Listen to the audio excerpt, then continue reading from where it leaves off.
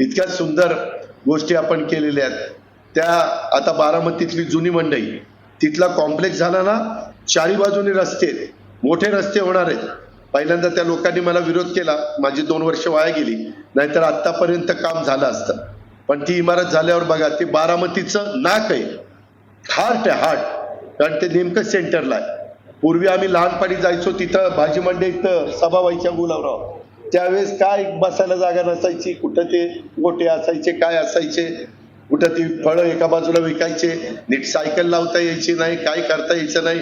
कुणीतरी यायचं, आपण विकायला मिरची बसलं तरी काही दादा लोक यायची आणि मिरची आपलीच घ्यायची, ह्याच्यात टाकायची, पुढे जायची.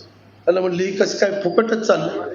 नाही, त्यांना बोलायचं नाही, ती मोठी माणसं आहेत. अरे कशाची मोठी माणसं आहेत, पिकवतोय आम्ही, कष्ट करतोय आम्ही, भाजीपाला का आणतोय आम्ही. आणि यांनी आता बारामतीमध्ये मला एका माणसाचं नाव सांगा दादागिरी करतो, ज्या त्याच्याकडे बघतोच कसं काय.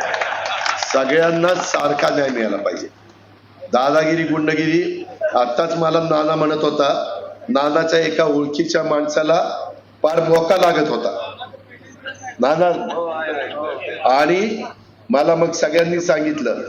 त्याच्यामध्ये वेगवेगळे सहकारी आले, बनगर आले, बाकीचे सगळे आले, सागर वगैरे सगळे आले.